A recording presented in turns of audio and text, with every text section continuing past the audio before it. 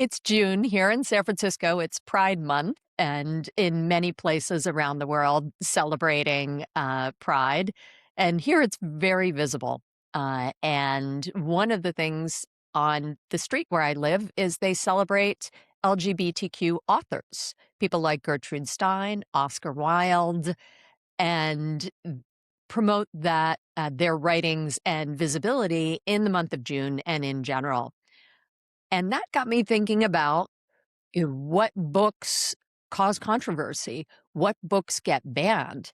And there's a very dangerous phenomenon, in my opinion, happening in the US and probably outside the US as well to censor or ban books in schools.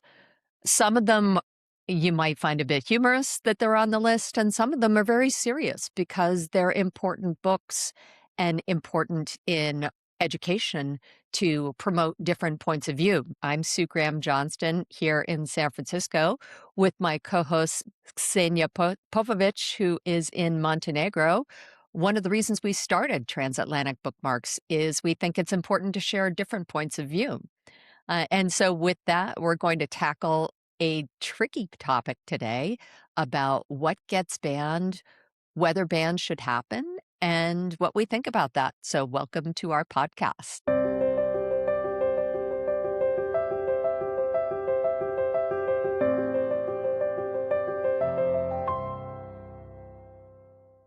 So, Senya, would it surprise you to know that one of your all-time favorite authors, John Steinbeck, is perennially on a banned and challenged book list?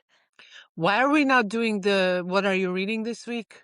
Oh, I'm sorry, because I forgot. I Yeah, need let's to have fix more that. books in play. Can I talk about some nonfiction books, or do you want me to just do fiction books?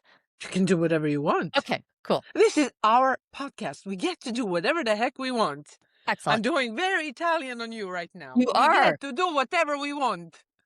There Capito? are actually dictionaries that talk about the hand gestures in Italy Oh, to complement we should the have language. talked about that in our translation Oh, yeah. episode. But yes, there are very specific hand gestures in Italian. So when you want to ask somebody, what the hell are you talking about? Or what are you doing? And something is completely insane, all you have to do is this. Mhm. So this gesture means what? WTF, Yeah. that's this. Yep. And then there are other ones, but some people are just listening to us. So let's just get into what are you reading this week, Sue? So we've talked about the fact that I have some mountaineering adventures on the horizon. And one of the books that I decided to reread is called No Shortcuts to the Top. And I will butcher the author's name's pronunciation because it's kind of an unusual name, but his first name is Ed, and I think it's Vessiers, something like that. But he was the first American to climb the 8,000-meter peaks without supplemental oxygen. And he was in Everest when the terrible tragedy that it became the book Into Thin Air was written. And for me, it's a really fascinating study of that mental challenge and toughness with the true kind of existential life and death moments, with that aspirational spirit that human beings have to go beyond, to experience these extremes that is so motivating. So for me, it's a good prep book to get myself in the mood to climb a mountain. I love how you read this stuff and you like this stuff. I get exhausted just listening to you talk about it. Every time I ask you, what are you doing this weekend? When you answer, I'm like, why did I even ask? I did get off my couch to go to Pilates, and that was very wonderful of me. But I would really have to be in a particular mood to read a survival story like that. It's just not. Nope. So what's on your nightstand then? What are you reading if it's not How to Survive at 8,000 meters? It's definitely not how to survive at 8,000 meters. No, I'm reading a book that I started in January and then left one quarter finished because, I don't know, life got in the way, and it's White Teeth by Zadie Smith. Don't know It's that been one. a long time. Oh, it's a very, very famous British book. It's brilliant. It's hilarious. It's wonderfully written. And it was her first novel, made her an instant superstar and very, very, very good book. So I can't wait to finish it. I've decided that this is my week to get that done. And that's what I'm working on right now. Excellent. Well, So maybe we'll sorry for interrupting you. You were asking me about my buddy John Steinbeck. Yes. I'm not surprised. He has been censored since he appeared. There was always somebody who found his stuff either controversial or too graphic or too socialist or too whatever. And I find it ridiculous. When it comes to him, it's great literature. And why can't you simply learn about another school of thought? Even though it's anti-capitalist, it's not going to demolish America if you read about a different opinion about the world and about economics. And if you read a little bit about the exploitation of the little man, the empire won't crumble, guys. It's going to be okay. you know? Well, Yes, he did in criticize some ways capitalism heavily, but capitalism is not heaven on earth. So it's okay to criticize it, but yeah, that was basically for the Grapes of Wrath. I mean, there were several reasons why he was getting banned, but for Grapes of Wrath, that was the main one. And when I hear that, clearly, as you can see, have trouble understanding what the problem is. and I think, we as you read challenging points of view, one, it makes you question your own beliefs. If it's well written, well reasoned, well argued, part of critical thinking is, well, what does that say about my point of view? Do I still believe that? How would I argue my point of view against that point of view? So, But in that's many why it's ways, getting banned, Sue, because they don't want you questioning that kind of point of view. There are certain points of view you are not allowed to question. One of them is capitalism. Another one is Israel. You're not allowed to question it. well, So I it think that, that's truly disappointing. And in a country of free speech, we should be able to question many things, question dominant paradigms, raise up challenging points of view, and debate them thoroughly. And one of the great ways you can have these tough conversations, like we've talked about, is through great art and through literature and the point of view, whether you're reading, Marx's Das Kapital or, Steinbeck's Of Mice and Men or Ayn Rand's The Fountainhead, they're giving you a point of view. And as a human, you have to develop your own point of view. I actually signed up for a philosophy class online. And so I've been reading Immanuel Kant and taught the whole class is framing the philosophy of belief and how do you develop belief. And Kant argues strongly that you have to think critically. You have to research things deeply. You can't just take somebody else's authority. In fact, he would argue that you abdicate your responsibility as a functioning adult if you do what you say, Ksenia, where you just believe what people are sending down from on high, whether it's a political point of view or a um, geopolitical or geopolitical any point of other view or an kind, economic point of view. sexuality, marriage, You're pro-life, pro-choice, whatever it is.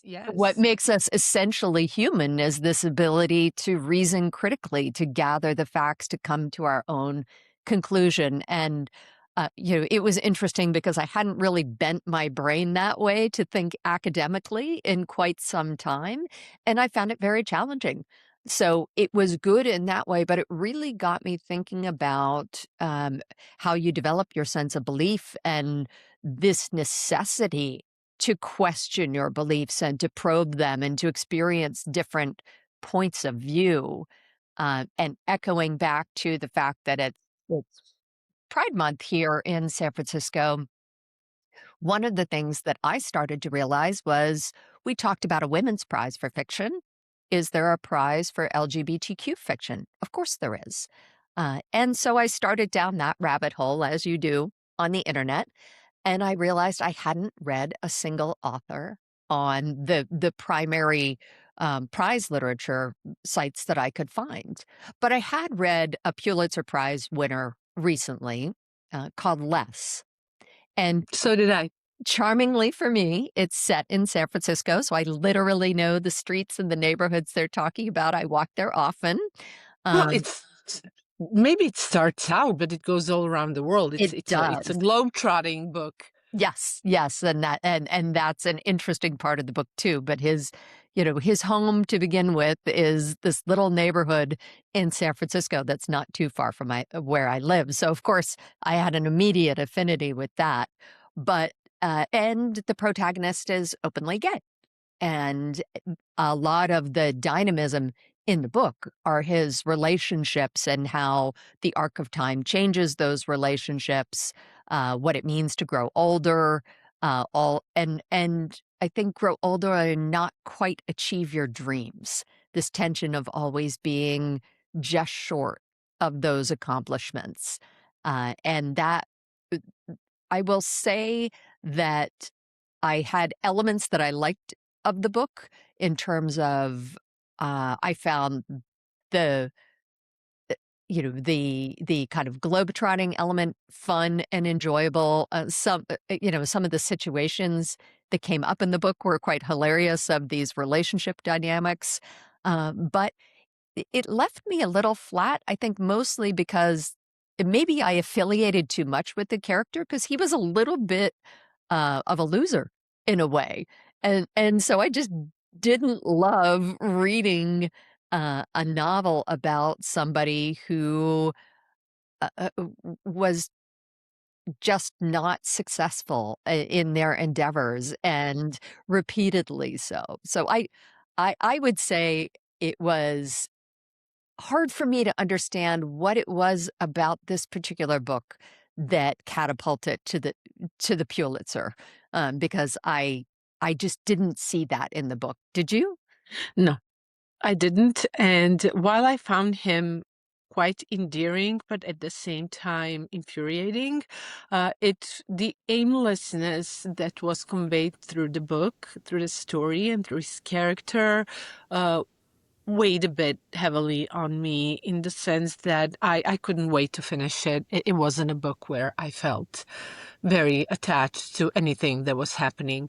But I wonder what made you go from the topic of banned books to Arthur Less? Uh, I have been reading. I'm not super informed about what's happening in America when it comes to book banning, but from the shallow view into the issue I've had online, I got the impression that it was mainly aimed at LGBTQ books. I don't know whether that's true because when you read these things in online, it tends to be very simplistic and usually it's a bit more nuanced than that. So I'm wondering if there is truth to that and that's what made you talk about the LGBT literature, or is it something else? It's both. One is I walk out my door and there's a huge pink triangle on the mountain behind me celebrating Pride Month, so I can't help but have that top of mind right now. But is it true that San Francisco is very pride oriented, very Absolutely. LGBTQ? Yeah? Yeah, yeah. I would say the gay movement started in New York with a riot at Stonewall, and so the Pride Parade really was a commemoration of a riot that happened to start changing the narrative on gay rights. But here it's really openly celebrated. If you come to my neighborhood, there are rainbow flags all over the place. I literally live right off Castro Street. There are naked people who walk around my neighborhood. You can see anything and everything as you walk down the street here. And it's a very celebrated, kind of open, come as you are environment. But Literally come as you are. literally come as you are. I do appreciate that people put newspaper down if they're naked before they sit on a park bench or So That's said very somewhere. That's considerate of them. right. But why do you think San Francisco ended up becoming the hub of this kind of thinking and support for this community? What is it about San Francisco? Uh, I've lived here since the '80s, and I would say it definitely had a view of being countercultural. So if you look back to the Summer of Love and probably even before that to the early founding of, the miners coming out here in 1849 to strike gold, it was the literal Wild West. So I think it always had a permissive streak. There were brothels in the city and prospectors coming through, and so there was a bit of lawlessness or permissiveness that permeated the city.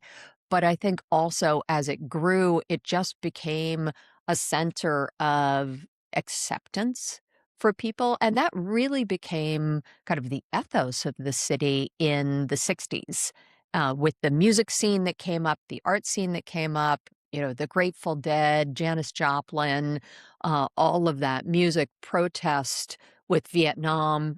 And I think part of that just broadened into more of a civil rights point of view, whether it was gay rights, whether it was, you know, racial rights, but even more broadly, just an acceptance of anyone and everyone would be welcome here.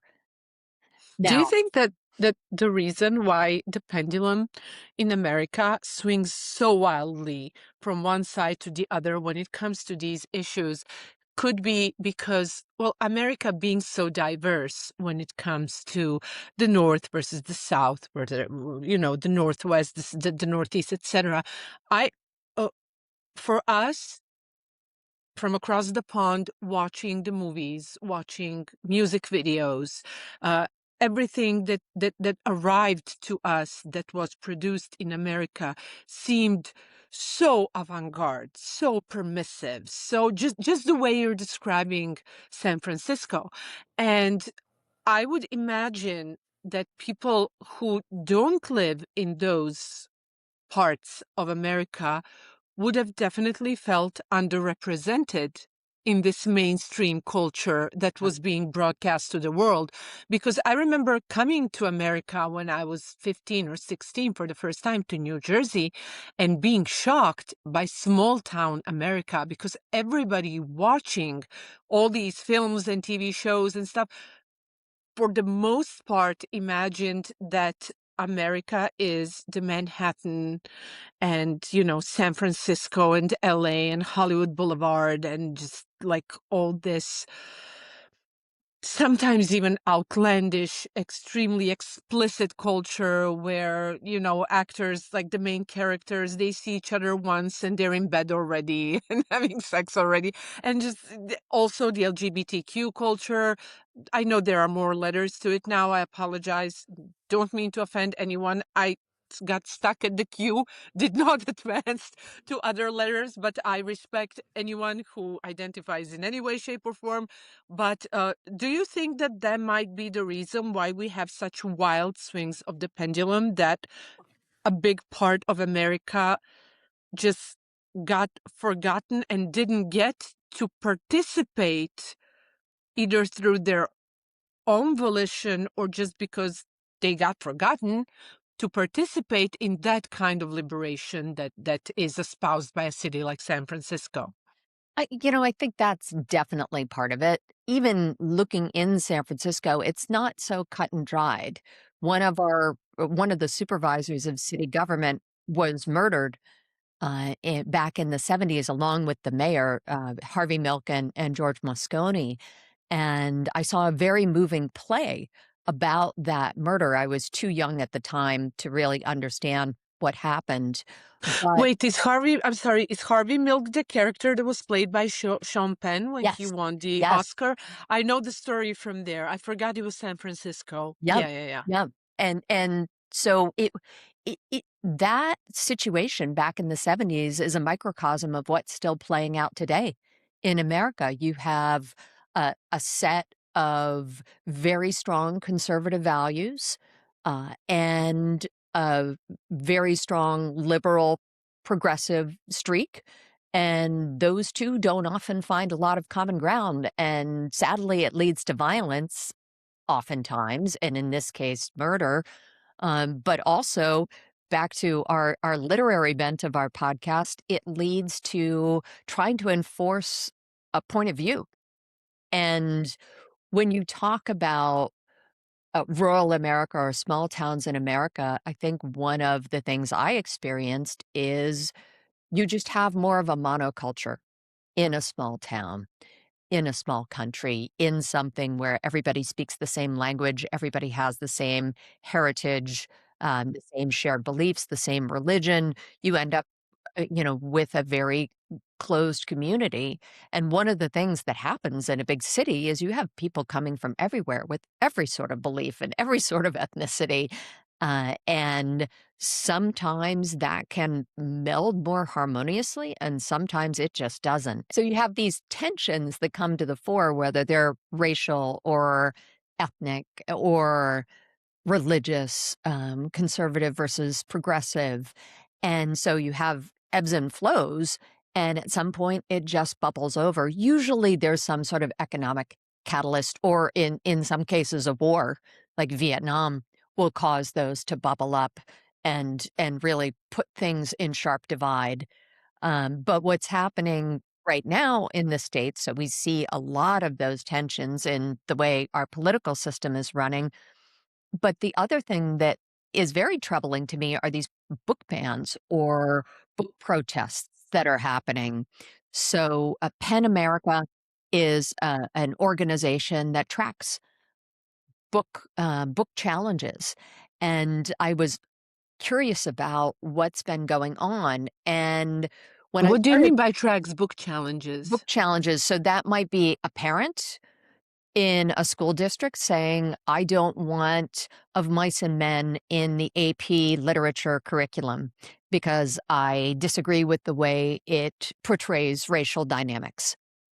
Or, I don't want, um, a certain book, the Twilight books in the middle school library because I believe my child might have, you know, kind of premature access to sexual content, and I don't want to support that. So there are so many things going on with this right now. First of all, there have been more than 37,000 challenges to books in the United States since 2001, I think, is when they began tracking these metrics. There are other sites that track them earlier.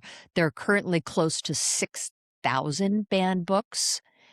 And you were asking about the tie and kind of why I wanted to weave this topic together with pride, which is 40% of the books that are challenged or bans have to do with LGBTQIA plus content or elements or What is IA?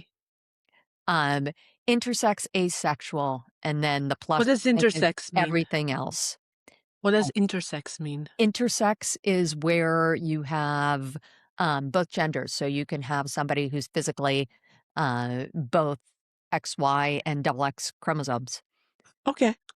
And so that's part of where the apertures open past the queue. And the It's where I got stuck it's because where in you got Montenegro lost. we're a bit behind, but we're working on it. I'll tell you about it later, but yeah. And so the book bans and the book challenges aren't always what I described. I talked about an element where a parent in a school district says, I have a complaint about this book. What's happening now is the majority of the complaints are coming from outside the school systems. They're coming from pressure organizations, from things, from entities that aren't people's children being educated in that school, that are trying to enforce Culture wars. a set of beliefs on the school system. And I, I think that librarians are amazing content curators, and they, between parents, kids themselves, and librarians and English teachers, they all share a responsibility to think about what's appropriate for my child to read. What do I want to expose them to? Um, uh, but I also think part of growth comes from making mistakes and maybe reading things before you were supposed to and getting new ideas. Um, I I don't know of any personal cases of somebody who decided to become a radically different person from reading a book. But I do know a lot of cases, and I've experienced them, of becoming much more empathic with someone's situation that I don't experience because I read a book. And so I think taking all of those challenging topics out of the libraries, out of the curriculums, out of, even the peripheral vision of students who might pick up a book is just a sad place to be in terms of literature. Um, I am I view things a bit differently, somewhat differently. It's a very nuanced conversation. Now, I do believe in age-appropriate literature. And I believe that in a culture, I've never seen that done here, what you guys do in America. Like every time a show starts or a film starts, it is PG this, PG that. So there is a kind of age-appropriate censorship that exists Mhm. already. And in that sense, I think that's an okay thing to do because, for instance, when a film is starting, and I think it goes overboard when they say depicts swear words and smoking. So what if it depicts smoking? Who cares?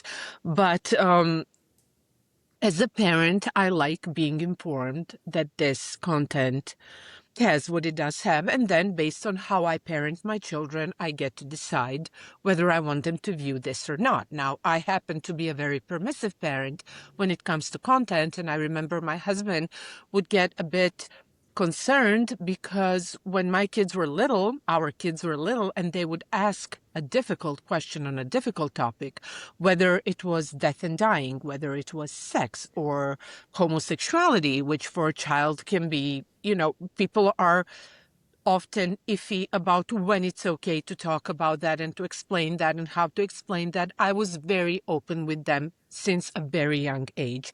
I would answer their questions. He felt that we should be more restrictive and put off these topics until much later. It's a valid point of view. I did it my way, but it's a valid point of view because usually he would intervene after I've already said it. So it wasn't something he could prevent. Usually I would say things and then he would say, "Oh, you told them that? Oops." Oh, So well. yeah. So in that, but I have no issue with, for instance, sexually explicit content not being present in school literature.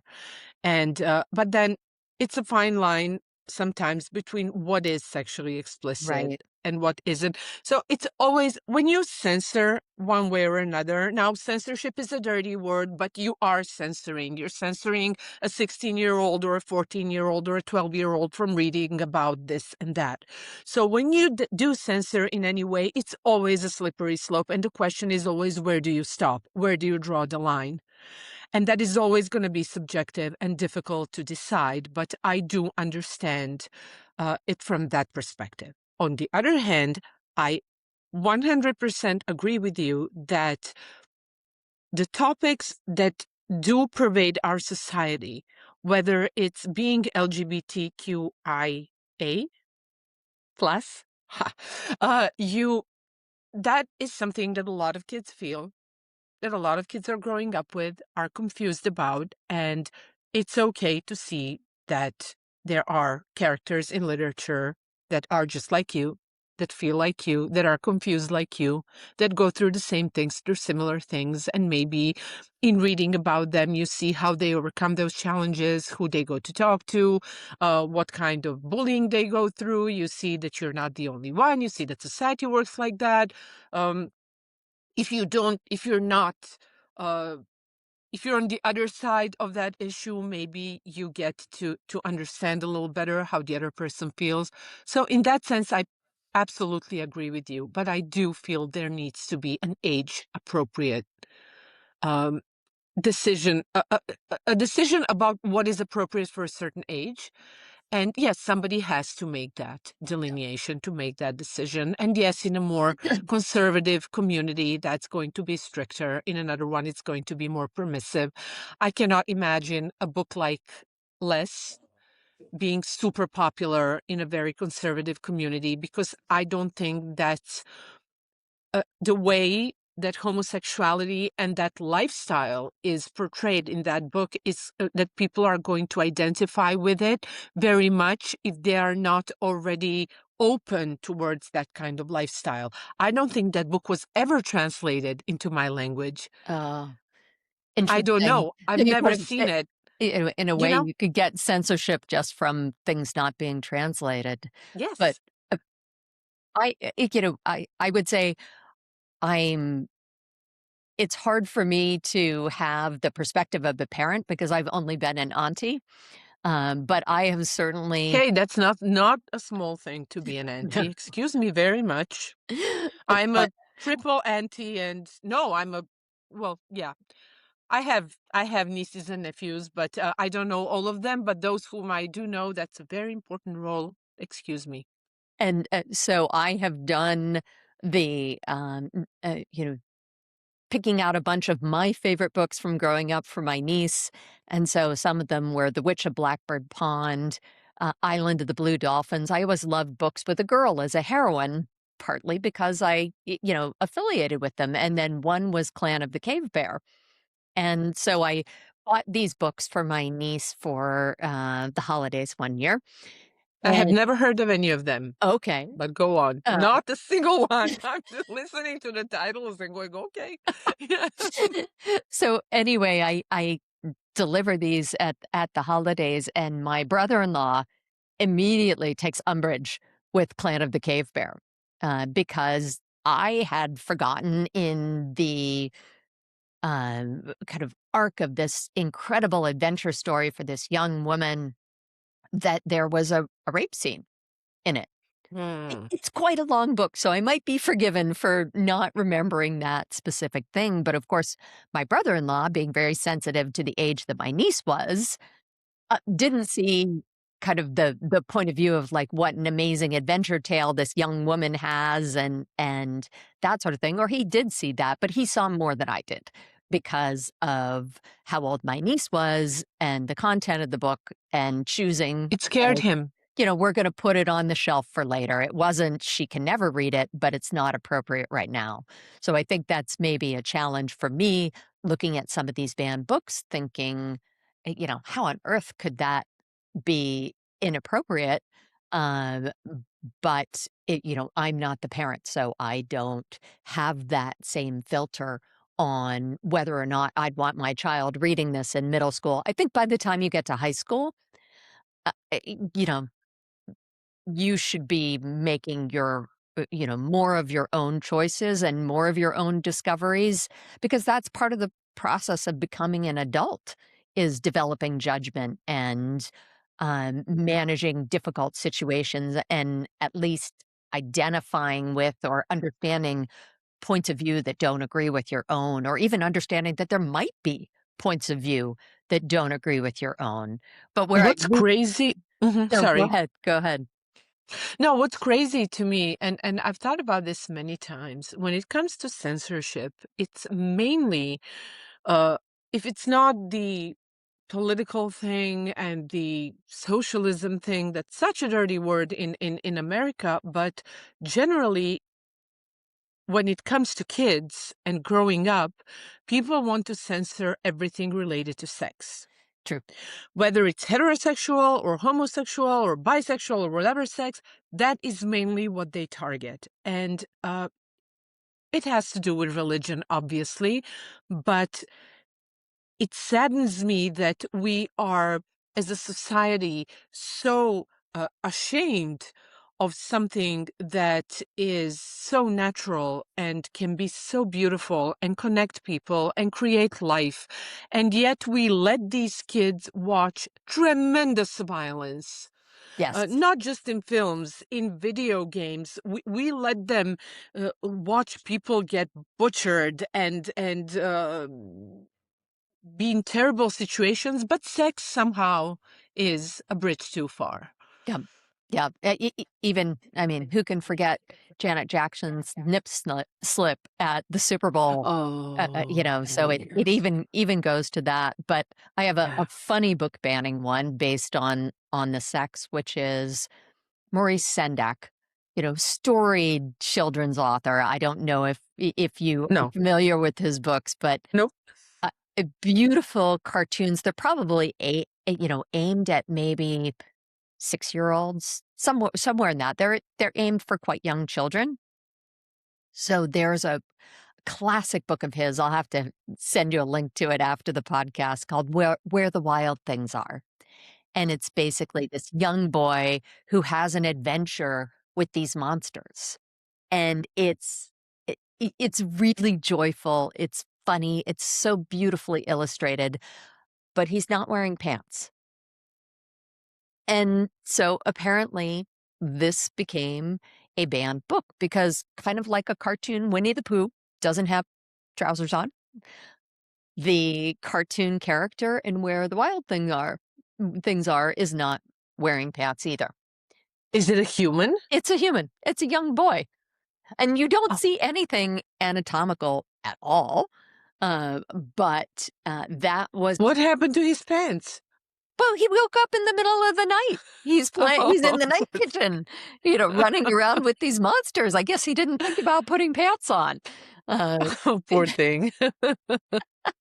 and so that in a cartoon was enough to put this otherwise completely joyful People have book. too much time on their hands. Yeah. And the thing is that with any movement and with any attempt at, we want to be better, we want to be moral, we want to think highly of ourselves. But whichever movement you have, even when it's positive, it will have extreme things that will go, somebody will go overboard and Yeah. then make the whole movement. I mean, we had the Me Too movement, which I thought was a very positive cultural thing because it finally put a pause, at least, on certain behaviors that were tolerated for decades in the workplace and in society. And finally, no, you could not do that anymore. But then it went way overboard with people who were denouncing men for ridiculous things. But that always happens. It's the infamous Yes. pendulum that will just sometimes swing. People will protest a very worthy cause, and then someone will go overboard and will smash something up, and then the whole movement is going to get represented in a terrible light by those who oppose it. And that's, you will always find someone to give ammunition to those who oppose that. Now, while I am for certain limits when it comes to literature for children, I am radically opposed to banning anything for adults and truly believe that people should be able to read whatever the heck they want. And to go back to the mention of Grapes of Wrath, to say that the book should be banned because it's anti-capitalist is, to me, such a ridiculous, censorious, and Yes. argument that reeks of weakness of conviction. Well, I think, If you are so sure that your way of thinking is so correct and the best one in the world, why are you afraid of the ridiculous wrong opinion that somebody else holds?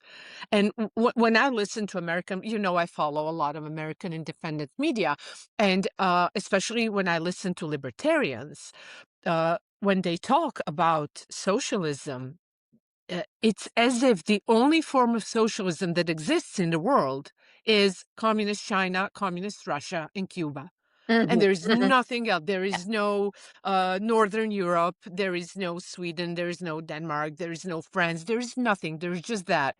And I always tell the story when the last election took place between Trump and Harris, and there was an interview of people. I think in the New York Times. I don't remember, but of people who were saying that if the election doesn't go their way, they're going to move to another country.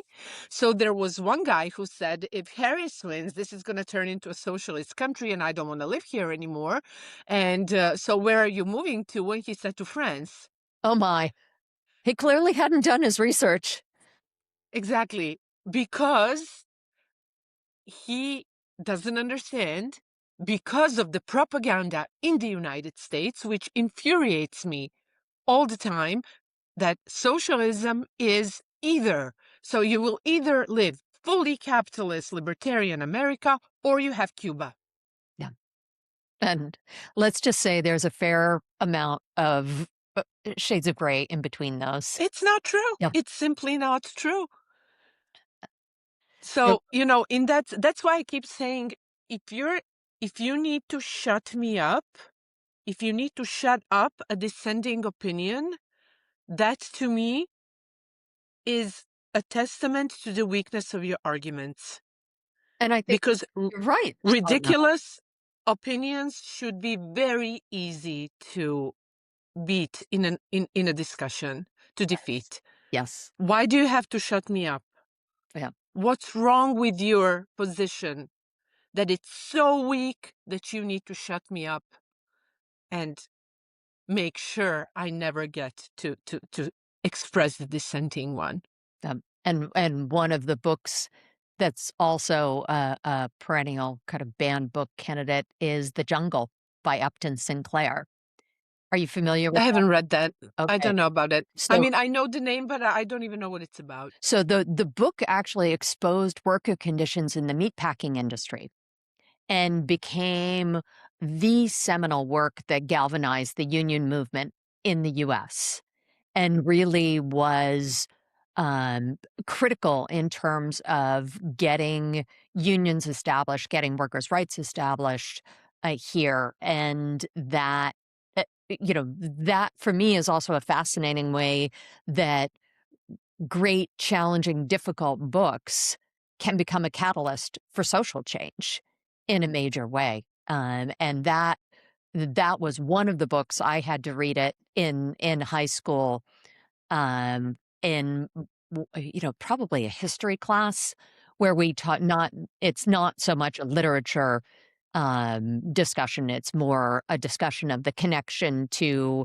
the changing the changing economic situation, what happened with the Great Depression in the US, with the 1920s and the collapse of Wall Street and all of the social tensions that rose at the time with the poverty, but also the working conditions that were happening in that period of time. And this book really laid those bare in a way that it could no longer be ignored.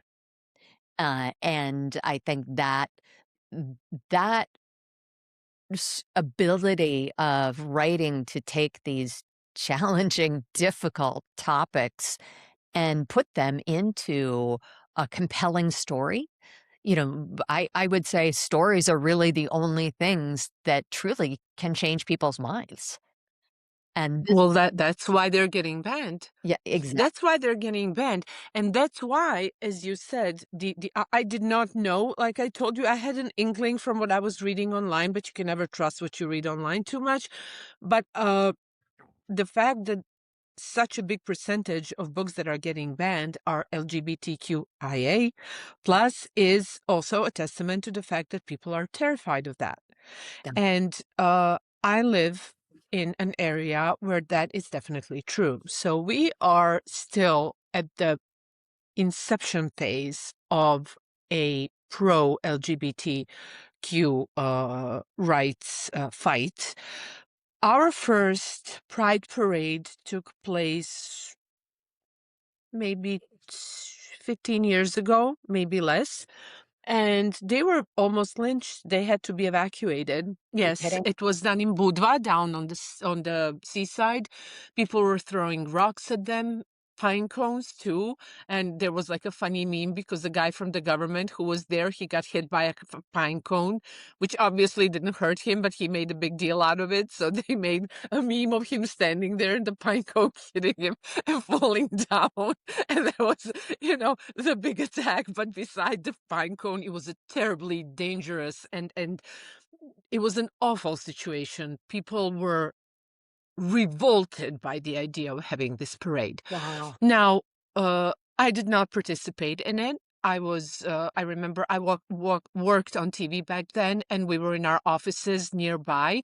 And when they evacuated the participants, they brought them to the hotel where we had our offices. So we were the only ones who got to interview them and talk to them. So yeah, that was an incredible stroke of luck.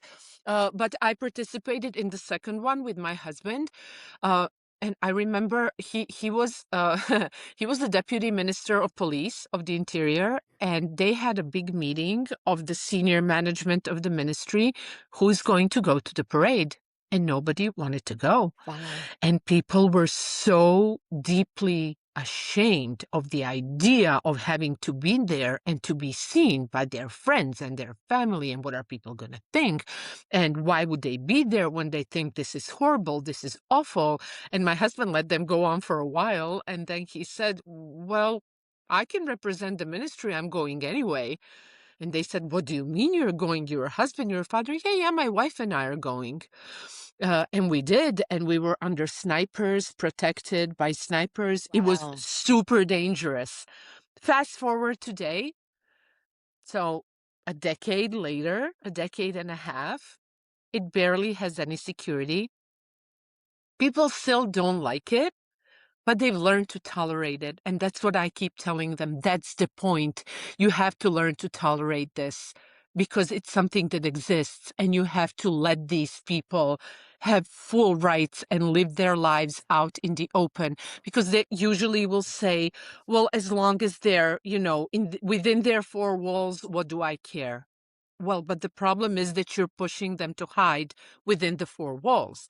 Now, while this is my opinion, at the same time, I'm not comfortable. I wouldn't be comfortable with seeing a person walking naked in the street, like you will see in your Yeah. neighborhood.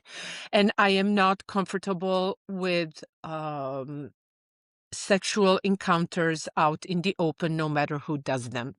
So I do feel that intimacy belongs within the four walls of the home. I guess I'm conservative that way. But at the same time, from a social perspective, I want people to be able to live full lives out in the open, to marry, to adopt if they want to have families, and to truly be um, equal members of whatever society they live Yeah. in. And I wish that were the case everywhere. And I'm saddened that it's not. So we are very, very far away from where you guys are. And when people who are against a pride parade, especially the pride parade, because people have advanced a lot when it comes to tolerating the LGBTQ population, but then when it comes to the parade, they're very much against that. And usually what they use as an argument is images from the parades in the countries and cities where it's more permissive, and people do some Yeah. kinky and weird stuff that freaks them out. Well, it's, I would say living here for long enough, for me, it's important to go beyond tolerance and really full acceptance. There are definitely parades I won't take you to here because everything you described is out in the open in San Francisco, and In it's Paris too, there is a ultra feminist movement. Mhm. They protest all kind of social causes, and they go naked Yeah. from the waist up, and I get uncomfortable. I don't know why. I mean, I have I have breasts, and I breastfed, and I know what they're for, but just there's something about it, maybe because of where I was raised, but I would never ban them from doing it, ever in 1,000 years. I want them to have the right to do it, but I'm not comfortable seeing it. Okay, let's put it that way. I don't see you anymore. I don't know whether you see me. We had some technical difficulties, so we got disconnected and we're reconnected now. And I have to tell you guys, I have no idea where we left off anymore, but I have to tell you what happened in the meantime. I look at my phone and I have missed calls from my husband. Everyone's fine, everyone's well, but he went to his hometown with his friends to do a barbecue. He couldn't wait. They seem to have rented a house, and the house caught fire. And the roof burned down, and he sent me pictures of pieces of the roof on the ground. And I just said, listen, come home, go to sleep, wake up on Monday because, this is not working. He's had a bit of a difficult weekend. Oh my So, god. yeah, I said, just give up, it's not the time to persevere. Just come home. It's sometimes those things just aren't meant to be, and that's when the house starts to burn down, that's a pretty good sign that I would you should say, yeah. probably make a different choice that day. There you go. Thank you. Thank you for understanding. It's he's like, I cannot believe what happened. I said, what happened? Now we burned the house. It Oh my caught gosh. fire. Oh. Yes, something happened in the chimney and the roof caught Oh. fire. And he Oh my said goodness. that, Oh. the firefighters are there and the police and it's a big mess and he Oh, can't no. believe his luck today. Oh, goodness. Oh And my. I said, I'm gonna tell on you guys. I'm gonna say it in the episode that this thing happened. So do you have any idea where we were? Because I honestly don't remember. I know I was talking about something. We've been talking about the respective points of view on pride marches and what that represents, and kind of the increasing tolerance that you're seeing in Montenegro. I would say we're almost seeing a bit of a backlash here against the corporatization of the pride marches in Mm, San Francisco, because you had a movement that really generated out of a riot. Like I explained, the marches initially were to echo back to the Stonewall riots in New York and support gay rights. And now you have every major company in the US sponsoring a float and, making pride flags with their logos on it and that sort of thing. And so there's a strong, I think it goes both ways. One is thank you to companies that genuinely embrace diversity and support all of their employees. I agree. But And I guess a lot of people feel it's performative. yeah, it's like greenwashing. It's like, borrowing the cloak of a movement, whether or not it's truly what you represent.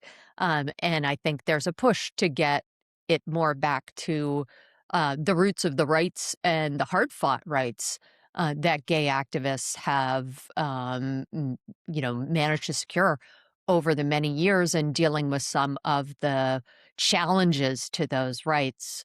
So maybe to bring it back full circle to our literary discussions, part of what's been in my mind about this topic was an incredibly powerful documentary that I saw called The Librarians. And if you haven't watched it, or people watching the podcast haven't seen it, you have to see it. It it will make you realize that the librarians in the US are at the front lines of democracy right now, and the front lines of the culture wars that are happening in our country, and the pressure that these librarians are under to ban books, remove books, censor what is age appropriate. Let's separate the topic that I think you covered, Senya, about whether or not something is age appropriate. Oh goodness, and go with the fact that it might. It might still be age appropriate, but it's being censored. So I would highly recommend that everybody has to see this book or see this movie, The Librarians, because it will make you understand how hard the people in these roles are working to protect our right to free speech and protect access to information. And it's just so moving. You walk out of it in tears. You really just will be tremendously moved by these small acts of courage. It's not a new thing, a new concept that librarians are carriers of courage, because there is a very nice book by Jojo Moyes. I don't know if you know her as an author. No.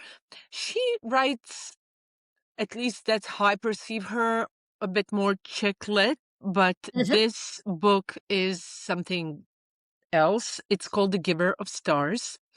And it's about librarians in Kentucky back in the day. I'm not sure. I read it years ago. It just came to mind. I often recommend it. Uh, this was very conservative, old Kentucky, when people couldn't read and they were learning to read, and women were very subjugated. And these female librarians would go on horseback and they would bring books to people in the most remote parts of the country, sometimes through really terrible weather and landscape, and it was very dangerous for them. And through these books and through this service, they helped other women too who were in terrible situations. It's a very beautiful story, Mm. and it's a testament to what you were saying about librarians today. I think that librarians were always, in a way, light bearers Yeah. Yeah, the what came to mind when you were for talking, communities. keeping the flame, the keepers of the flame, Yes. and really sparking that joy. So I think if Yes. if that's your book recommendation, maybe my book recommendation for, this segment would be The Color Purple.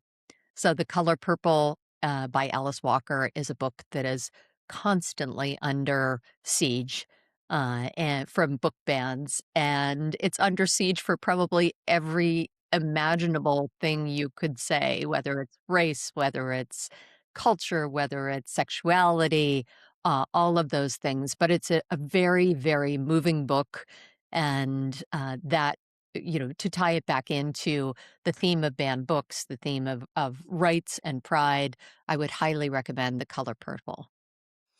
See, it's so strange when I look at this whole issue of book banning in the United States that I've been reading about lately. I told you in a very superficial way, but it looks like you guys have this evident, clear divide between the left and the right. They say the woke left and then the conservative right, but both sides are banning. Both sides are trying to prohibit things. Yeah, You have on one side wanting to censor everything that's sexual, everything that's too liberal, everything that's too, they would say, promoting of the LGBTQIA community. On the other side, everything that could have a racial component that today is not acceptable, or, what they would call yeah, woke, and that there's also clear censorship there. And it seems to me on one side, there is a difficulty to perceive that not everybody, and to understand that not everybody lives by your religious belief.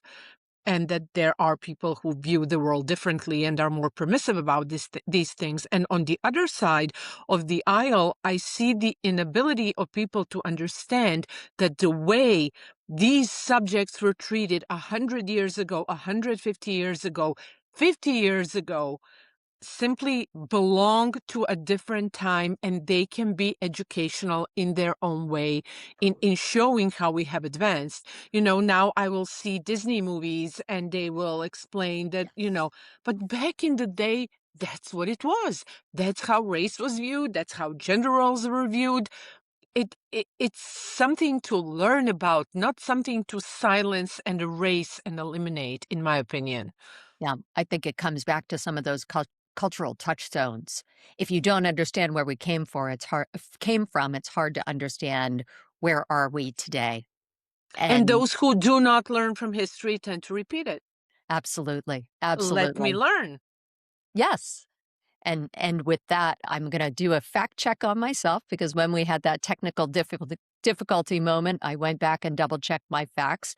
So rather than 37,000 banned books, it's only 23,000 banned Oh, books. well, then we're I fine. know, so practically Yeah. rounding error.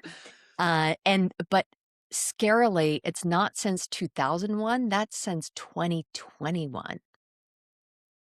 So in the last 5 years, nearly 5,000 challenges or book bans a year, and it's ever increasing.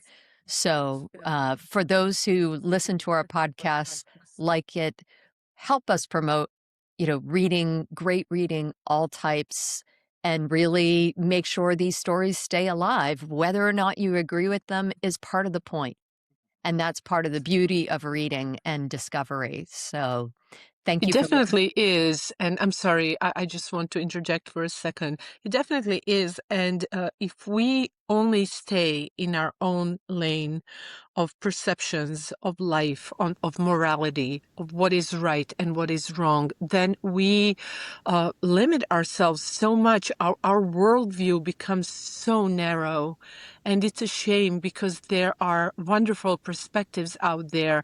And change is scary. It's scary to everyone. We all try to hold on to a way of life, to the things we were taught, to what we know and think we know about ourselves, about the world, about the other.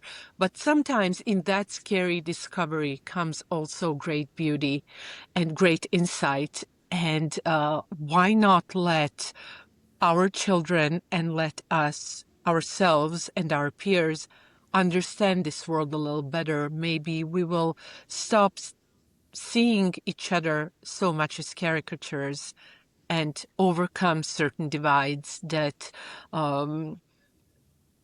have simply made our lives so much worse, I believe. I agree. And with that, I'll express a happy note of happy pride to everybody who's celebrating that in any way, shape, or form. I And absolutely agree. excellent. Well, on that note, we'll end this week's podcast. Thank you for Yes. listening, liking, and promoting our podcast. Thank you so, so much. I'm off to go to see if they burn down anything else except for the roof and to see what my husband is up to right now.